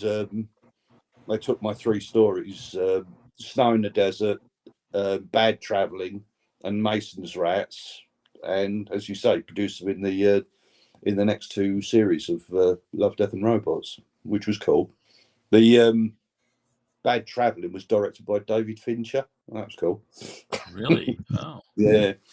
So you've got one episode in volume 2 and 2 in volume 3. Yeah. The Mason's Rats one, God, that was something that was produced from my all of them were, in fact, from my small press years. The Mason's Rats actually is 3 stories of these rats, which was published in a small press magazine. But then the guy running that small press magazine printed them as a booklet, which he gave away at the science fiction convention to try and drum up business for his magazine. What they did with in the Love, Death and Robots is they took the first story, and they also took a chunk of the ending of one of the other stories, and put it on it. And the TV script, the script for it was written by Joe Abercrombie, the fantasy writer. Yeah. The Blade itself and all this sort of thing. Yeah, all 3 of the stories are pretty good. Bad Traveling was a little bit disturbing when I watched that one. I was like, whoa, this is a little scary. But and Mason's Rats is a little more lighthearted, I think. But still blood. But it's a little more, Bad Traveling's got some good, ethical concerns, and that was I found that one, pretty deep. Yeah. Yes, they're all good. They're all good. It carried on. It carried on from there as well, because Tim Miller went on to be the director of the Terminator movie, didn't he? The Terminator Dark Fate, the one that tanked. Yeah, that's the latest one, I think. Yeah, because he came back to me on that, and what they did was they wanted to grab a number of science fiction writers and brainstorm ideas, for a new Terminator film. For the storyline, yeah. Yeah, so actually, I got flown out there to LA, and actually went around James Cameron's house. James Cameron? Yeah. Yeah. Oh, that's interesting. Yeah. And they picked your brain for Terminator Dark Fate. You were one of the ones. I was one of the ones. There was another one. Joe Abercrombie was there, Neil Stevenson, and Greg Bear, and there was another one as well. I can't remember. We had meetings in flipping, was it Skydance Studios? I don't know whether I'm supposed to say this or whatever. But that picture of me that you see on X, there's a picture of me in my profile standing next to Terminator. Yeah, I think I've seen that one. Yeah, well, that was in Skydance Studios.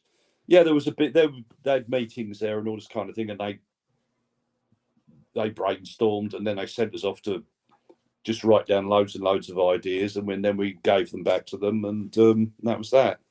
And then they did what they did with the ideas. Yeah, that's it's pinned to your X. If anybody wants to see it, it's pinned to your X profile.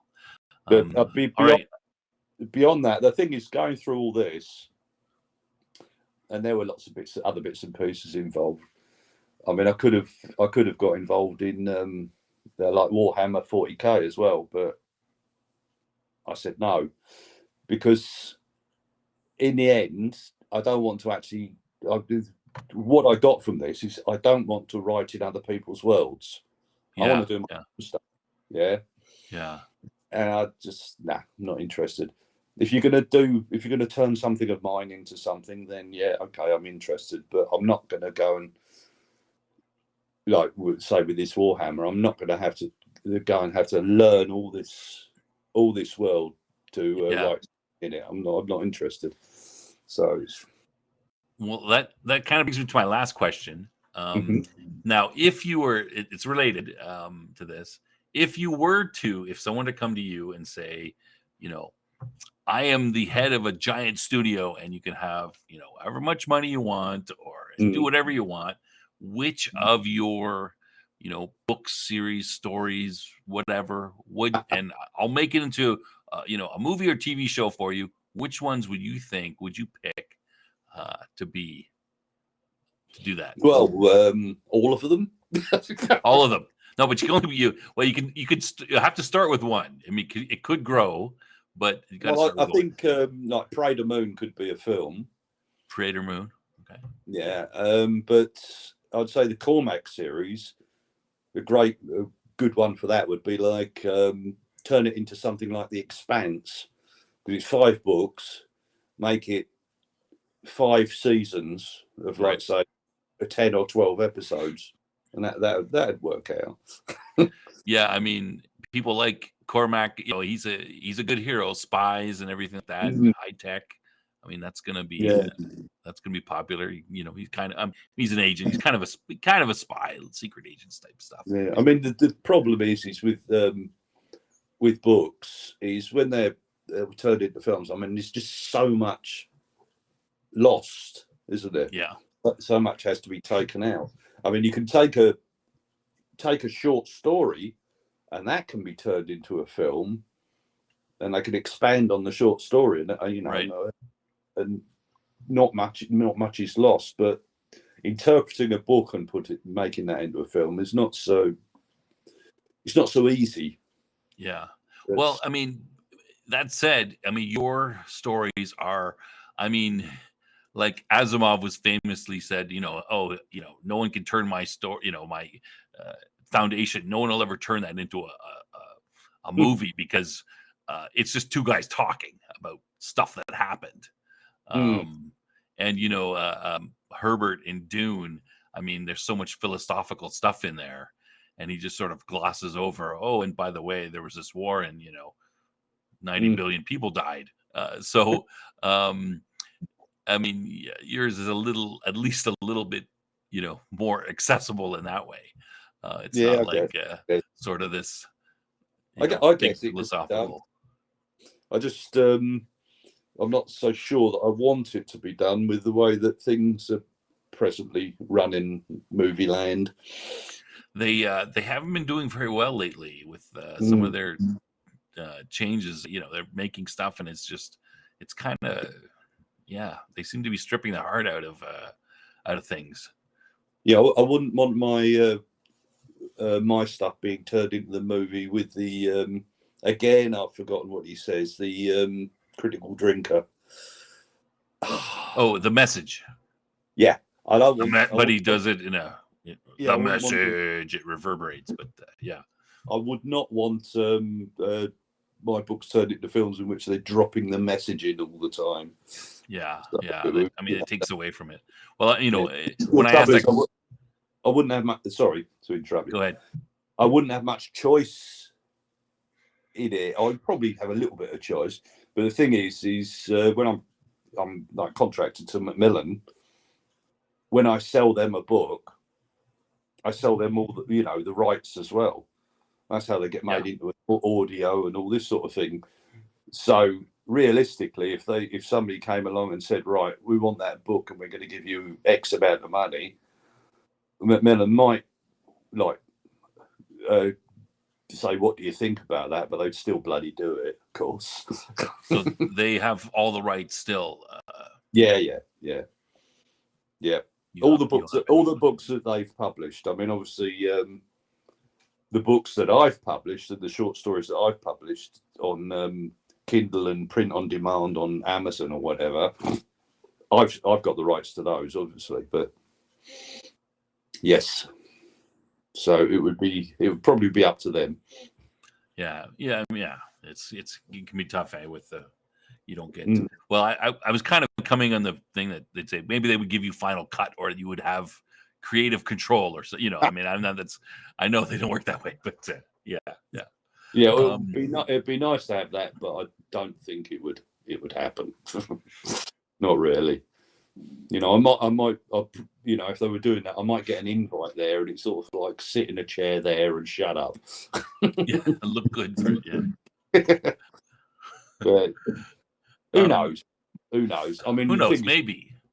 It's all changing now, anyway. I mean, with some of this AI stuff that's going on now, I mean, I can see in the not too distant future, like big film, like megalithic companies and so on, are going to be in competition with a flipping guy sitting in his living room with a computer. Yeah. I mean, have you seen some of those things that I just where I've animated some of my book covers using Grok on X? I haven't checked those out yet. No.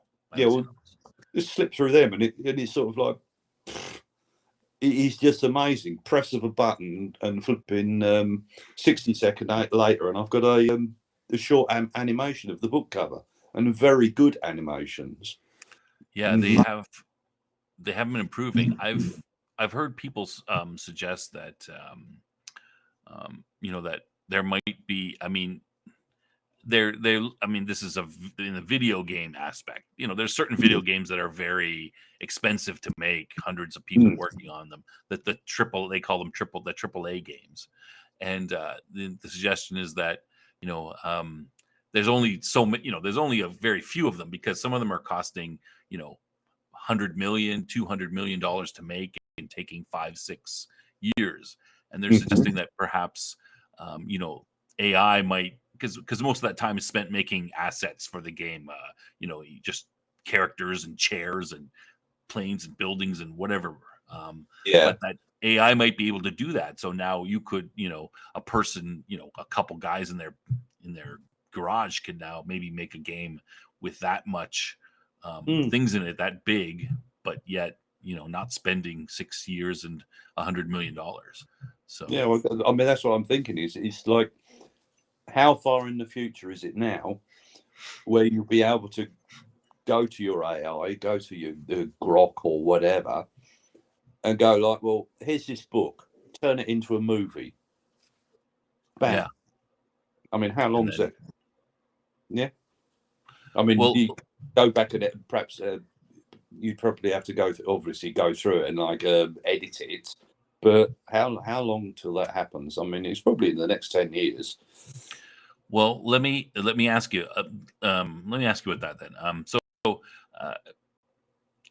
The polity takes place in a what you would call a post-scarcity world. Is that am I correct about that? Get in there. Yeah, you don't really have to work. Things, basically everything is provided. And yeah.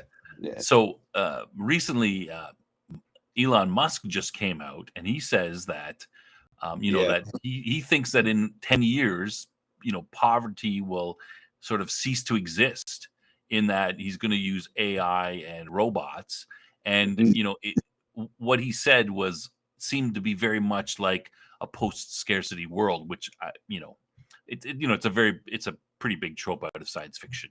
Star Trek is that kind of world, everything. So what are your thoughts about if you have any thoughts about that? Well, that kind of thing is well, it's almost inevitable, isn't it, really? Because I mean, in the past you'd heard of the Luddites. Yeah, of course. Yeah. So you had the Luddites like destroying the machines because it's taking their jobs away. Well, they were wrong at that time. Mm-hmm. But we are moving into a future now. Well, yeah. What are you going to do with all the people? I mean, you're going to have AIs taking away the jobs that you didn't think would be taken away, like the intellectual kind of stuff, the lawyers and accountants and things like this. Is going to get brushed aside. Yeah, I agree with that. Yeah, you bring the robots in, and then the other things are. I mean, it's then your surgeons are going to go. Yeah, the probably the last guys that are going to go are going to be like plumbers and builders or whatever. Yeah. But how are you going to deal with that? Elon, I think he's looking at that and thinking, well, we've got to do. There's got to be a way to deal with this. There's got to be a way to to make that post-scarcity society. But it can go. The thing is, it can go either way. We can have the bright future of everybody gets everything, or it could go the other way, and it could be the Owner series. You've got both of the bases covered, I think. Yeah. I mean, I found it. I think he just said this last week or something, but I just found it very interesting because in science fiction, a post-scarcity society is something that many authors and writers have thought about and mentioned, but this is the first time somebody has come out and said, someone with a little bit of publicity, clout, and is willing to sort of stand up and say, hey, this is going to happen, and it's going to happen within 10 years, which is, a time that all of us can sort of see towards, not 100 years or something like that. But with his, he's very obviously a science fiction reader, and obviously he read Ian M. Banks because he's named his was his landing ships after culture spaceships or whatever, or GSVs and so on. So obviously he's thinking about that kind of stuff. And he's willing to say it. It's a blooming. It's one I'll tell you, it's one I need to think about a lot more, because it's what do people do? Yeah, what is going to be the driving zeitgeist of humanity? Yeah. When you can have everything. The thing is, you can't have everything because it's not because they're it's not, in a way, it's not post scarcity. It's value will get shifted, won't it? Yeah. Well, he suggested, and I think this is probably the steps that post scarcity moves towards, is that the cost of goods keeps dropping and it approaches zero. So, and energy to make stuff is so plentiful that it approaches zero. So then the cost to do anything is essentially zero, so that you can make whatever, might take a little time, but you can sort of move towards that. Yeah, I was just going to say it's the when I was saying about it will be the change and transfer of value, is that most things that most people use will be post scarce, if you like, but other things will have value, different value. I mean, like room to live, for example. Yeah. And the thing is not everybody can own the Mona Lisa, can they? No. So it will be a change of value, but you wonder what kind of world it's going to be where, I mean, a lot of people drive themselves to do things, like me, like you, Mm-hmm. but a lot of people don't. So you're going to end up with something like this. Oh God, what was that? That film with the robot in the junkyard at the start, with a little square head and like big eye lenses. It was the Disney. Yeah, That was Wall-E. that's it. I mean, future humans going to be like the humans that were in that. Yeah. Well, You know, there's all big blobs sat in wheelchairs and just God there's knows. I don't know if you know the science fiction author Philip Jose Farmer. Yeah. He wrote I guess it's kind of a novella, short story. It's called Riders of the Purple Wage, and that one has that is set up in a sort of post-scarcity society, and it looks at I think it's focused on the UK as well, but it's a global society, and it just has everybody, the post-scarcity. It has the lower classes just basically sitting on the couch all day watching television, just being bombarded with stupid sports and reality shows, and everybody's 300 pounds, and it's just it's sort of a somewhat negative look at a post-scarcity society where everything's kind of the same, and but I guess we're all going to be in virtualities, aren't we? Well, there's another one. They didn't have that in there, but I mean, that's kind of the I mean, perhaps that's how Elon visualizes it. We'll all be sitting there with like Neuralinks plugged into our skulls and sat in a chair, being fed by our, fed and looked after by a Tesla robot, and mentally we'll be off adventuring, fighting barbarians with our swords or whatever. Anything in the virtual world. Yeah. That's kind of scary a little bit. Yeah. There's lots of thought people have put into that. Yeah, well, I'm hoping it's more like the polity myself. Yeah. I mean, you do have to wonder, like, what will people do with themselves? It's a pickle. It could be positive. It could be everyone could become creative, and we could see an explosion of art and writing and music and all kinds of dance, everything. But I mean, it could be the opposite. Yeah. Well, hopefully with things like Neuralink and the better and better biotechnology that we're creating, and the better technology in general, hopefully we're going to get like humans 3.1 or whatever, just the next iteration. Yeah, it's it'll be an interesting, whether we're able to overcome our natural proclivities to be lazy and not, if we don't have to work, we don't work, or will we become something more and say, hey, I got to do something. I'm going to do this. I'm free to do this now. And I can focus on this more. It could be fairly exciting. And just hearing that it's, anytime anyone suggests something's, X amount of years away, I usually triple it and then think maybe that'll happen. But, saying it 10 years away, I mean, that's nothing. That's really close. Yeah, we need our evolutionary program to be rewritten. But yeah, I mean, he does seem to do it though, doesn't he?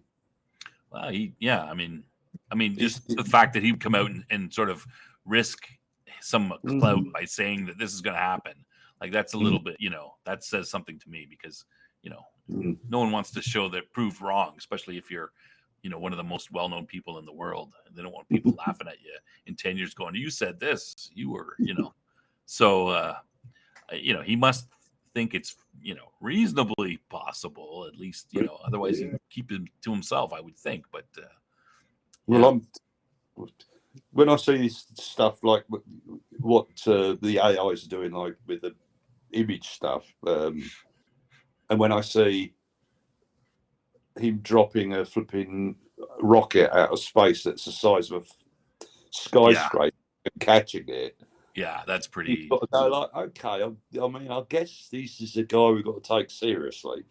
Yeah. and even, we talk about AI on our show on occasion, and just in the last couple of years, I mean, you saw AI, the first AIs were out and you're like, oh, that's kind of lame, and whatever. And then a year later, we're talking about like what you're talking about, where it takes the picture of your on your novel and animates it, and you're like, oh wow, that's pretty good, and that's in a very short, 12 to 18 months. It's advanced quite a bit. We're actually moving into the futures like visualized. It's kind of, I mean, also, the future people like you have visualized. We're kind of seeing it. It's like, that's a little bit unusual. We didn't think we would. I didn't think I would see that, but yeah. All right. Well, I mentioned an hour and a half. We've already hit 2 hours, so I don't want to keep you any longer. But these are great questions. I hope that sometime in the near future we can get you on. Maybe have a panel discussion and discuss a little bit more about these kind of interesting topics. If you're up to that. Sure. Yeah, we on our show we talk a little bit about these sometimes.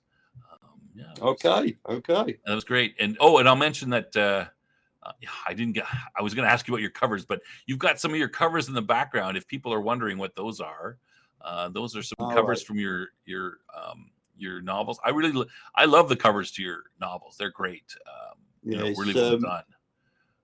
As I said, these are cover pictures from the artist John Sullivan, who did a fair few of my covers. Yeah, does he sell those? If people are interested, or they're just for you? He did it just one time. Ran these things off of a printer, which is obviously a large printer.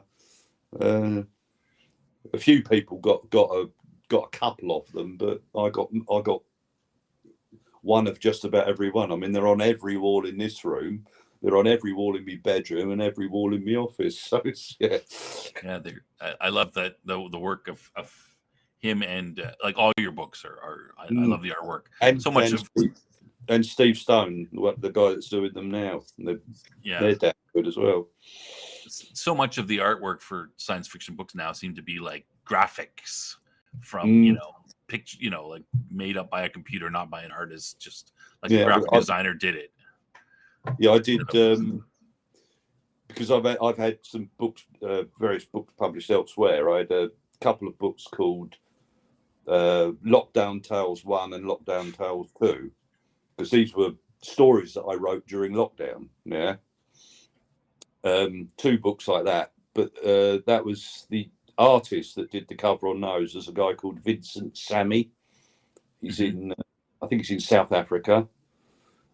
So when I republished all my old stuff and some other bits and pieces on Kindle and Amazon, I got him to do the artwork for those as well, and he's another good artist too. I quite enjoy it. It adds. I mean, I feel it adds to books to have a nice, nice cover. Even if the publishers don't seem to want to spend the money, but I'm glad your publisher is, because I appreciate it anyway. Okay. Yeah. All right. Well, thank you again very much, Mr. Asher. We appreciate you coming on the show. I mean, it's been great to talk to you. It's been the time went so quick. I really enjoyed, hearing about your books. I hopefully our viewers enjoyed as well. And I hope we can get you back on some other time. And I'll be looking for the rest of the Dark series for sure. And I'm going to try to, hopefully the next time we talk, I'll be caught up with all of your at least the main ones. I got a bit of reading to do. Yeah, well, I've got about 40, so yeah. You got about 40 novels in the high 30s, 40. Yeah. You've you've got a lot of stuff out there.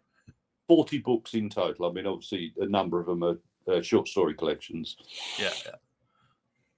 Okay. Right. Thank you again. Appreciate you. Appreciate you talking to us. All right. All right.